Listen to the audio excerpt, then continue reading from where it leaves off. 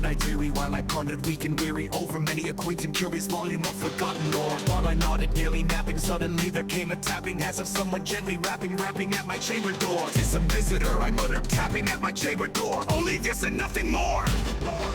Distinctly I remember it was in the bleak December, and each separate dying ember wrought its ghost upon the floor.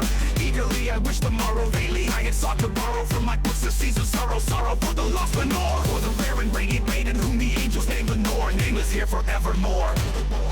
And the silken, sad, uncertain rustling of each purple curtain filled me with fantastic terrors never felt before. So that now to still the beating of my heart I stood the beating. "'Tis some visitor entreating entrance at my chamber door." Some late visitor entreating entrance at my chamber door. This it is and nothing more. Nothing more.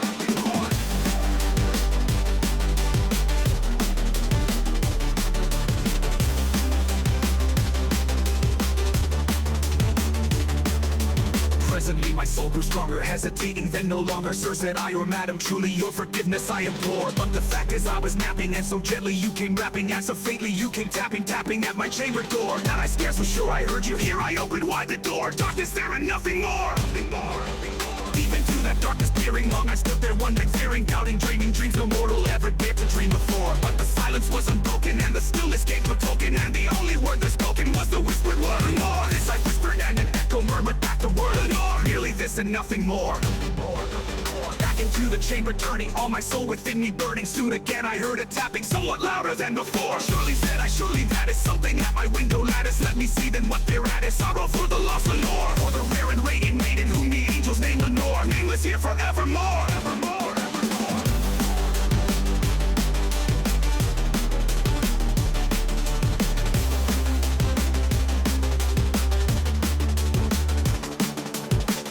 Here I flung the shutter, when with many a flirt and flutter in there stepped a stately raven of the saintly days of yore. Not the least obeisance made he, not a minute stopped or stayed he, but with mien of lord or lady perched above my chamber door. Perched upon a bust of palace just above my chamber door. Perched at nothing more than this civility perfect, beguiling my sad fancy into smiling by the grave and stern decorum of the countenance it wore. "Though thy crest be short and shaven, thou I yet art sure no craven, ghastly grim and ancient raven, wandering from the nightly shore. Tell me what thy lordly name is on the night's Plutonian shore."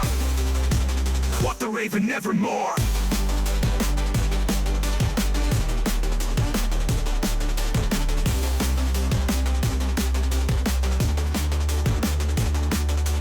Much I marveled this and gave me thought to hear this course so plainly, though its thoughts are little meaning, little relevancy poor. For we cannot help agree that no living human being never yet was blessed with seeing bird above his chamber door. Bird of beast upon his watch and thrust above his chamber door, with such name as Nevermore.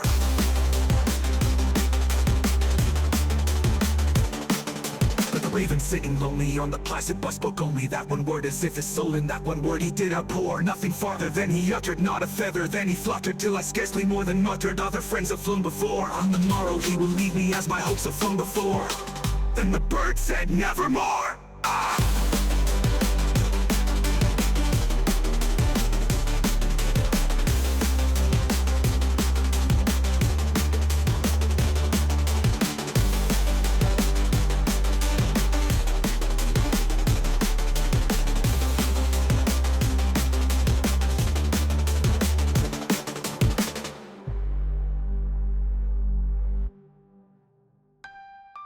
Startled at the stillness broken by reply so aptly spoken, doubtless said I, "What it utters is its only stock and store, caught from some unhappy master whom unmerciful disaster followed fast and followed faster, till his songs when burden bore, till the dirges of his hope that melancholy burden bore, of nevermore."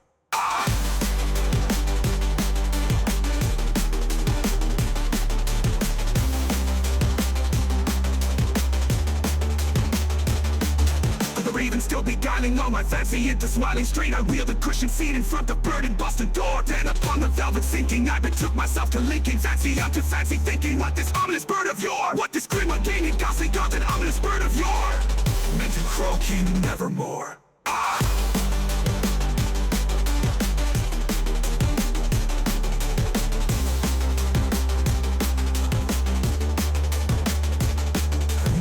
The air grew dense but no syllable expressing to the foulest fiery eyes now burned into my bosom's core. This and more I sat divining, with my head at ease reclining on the cushion's velvet lining that the lamplight gloated o'er, but whose velvet violet lining with the lamplight gloating o'er she shall press nevermore.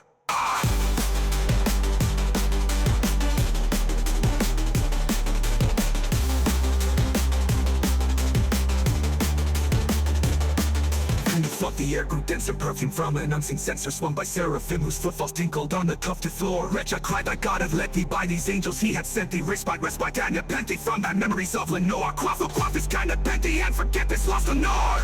Quoth the raven, nevermore.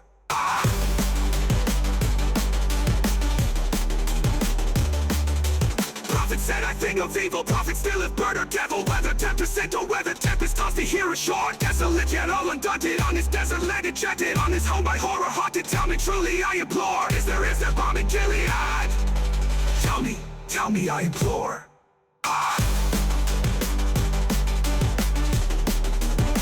Quoth the raven, nevermore.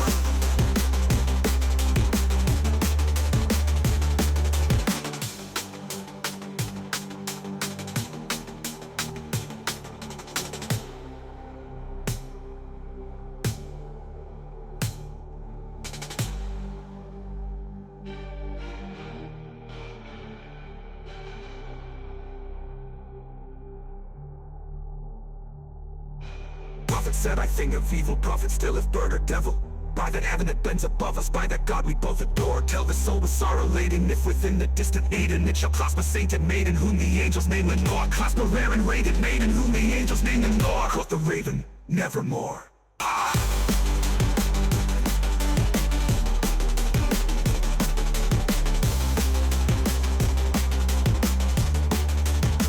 Word or sign of parting, bird or fiend, I shriek and started, get thee back into the tempest, and the next Plutonian shore. Leave no black moon as a token of that line I soul has spoken. Leave my loneliness unbroken with the bust above my door. Take the beat from out my heart, and take thy form from off my door. Quoth the raven, nevermore.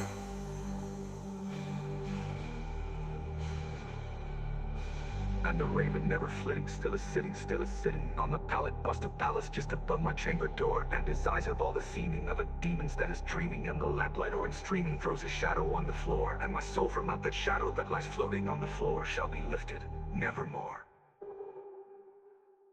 And the raven never flitting, still is sitting on the pallet bust of palace just above my chamber door. And his eyes have all the seeming of a demon's that is dreaming, and the lamplight orange streaming throws a shadow on the floor.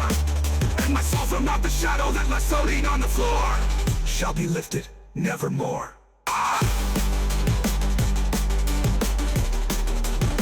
Quoth the raven, nevermore.